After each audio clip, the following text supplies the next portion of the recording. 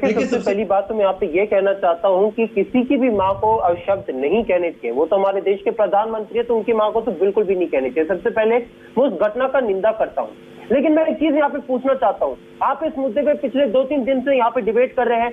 आपकी शाम के समय पे भी डिबेट होती है, आपके एक दिन में जो है तकरीबन 3 बार डिबेट होता है। आपके हर चैनल के हर शो की स्क्रिप्ट बदल जाती है, लेकिन मोदी जी की स्क्रिप्ट नहीं बदली है पिछले 11 सालों से।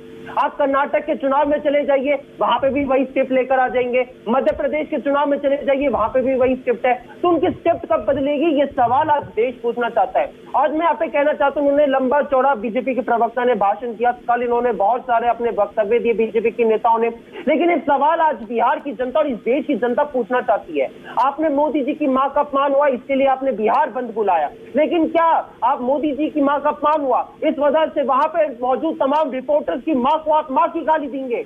ये सवाल आज देश पूछना चाहता है। मोदी जी की मां का अपमान हुआ इस वजह से एक प्रेग्नेंट महिला जब उसको प्रसव पीड़ा हो रही थी, वो अस्पताल जाना चाहती थी, तो आपने उसको रोक दिया। मोदी जी की मां का अपमान हुआ इस वजह से एक छात्रा जो थी जिसका पेपर था वो जाना चाहती थी स्कूल, तो आपने उसको रोक दिया। मोदी जी की मां का अपमान हुआ इस वजह से आपने वहां पे मौजूद तमाम महिलाओं का आपने अपमान किया। ये सवाल आज बिहार की जनता और इस देश की जनता पूछना चाहती है।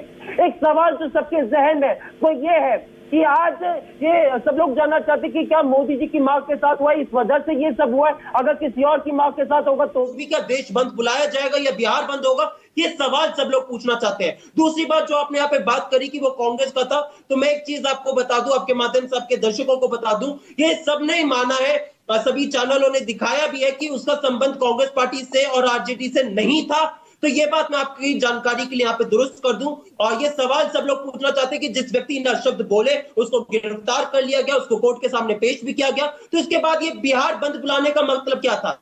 सवाल सब लोग पूछना चाहते हैं। और क्या मोदी जी की मां का जो अपमान है, क्या वो सिर्फ चुनाव से संबंधित है? मोदी जी तो इस देश के प्रधानमंत्री हैं, आपको बंद बुलाना ही था तो पूरे देश में बुला लेते, लेकिन बिहार में चूंकि चुनाव है तो इस वजह से आप बिहार बंद बुला रहे हैं। ये सवाल आज देश पूछना चाहते हैं, और ये सवाल इसलिए भी वाजिब हो जाते हैं क्योंकि अगर जैसे आपकी रिपोर्ट में मैंने देखा कि रविशंकर प्रसाद जी ने कहा कि अगर हमारे किसी दूर के भी अगर कार्यकर्ता ने अशब्द बोले होते तो हम उस पर कार्रवाई करते। रमेश बिधूरी जिसने लोकतंत्र के मंदिर को कलंकित करने का प्रयास किया था, आपने उन पर क्या कार्रवाई की? ये देश आज जानना चाहता है। ये देश जानना चाहता है मोदी जी जिन्होंने कांग्रेस की विधवा, जर्सी गाय जैसे तमाम चीजें बोली, एक महिला का रेट लगाया, 50 करोड़ की गर्लफ्रेंड, आपने मोदी जी पे क्या कार्रवाई की? अनुराग ठाकुर पे क्या कार्रवाई की? अरे मैं इनके नेताओं के नाम गिनाने बैठूंगा, शो खत्म हो जाएगा लेकिन नाम नहीं खत्म होंगे। मैं इसका जवाब धनंजय गिरी आपको देंगे, लेकिन मैं जितेंद्र कुमार से सवाल करूंगा पहले। धनंजय बाद में जवाब दीजिएगा प्लीज। मेरे पास मसूद जी बस 10 सेकंड अपनी बात को कंप्लीट कर देता हूं। मैं बस यही बात कहना चाहता हूं, ये देश देख रहा है पिछले 11 सालों में कि मोदी जी आए,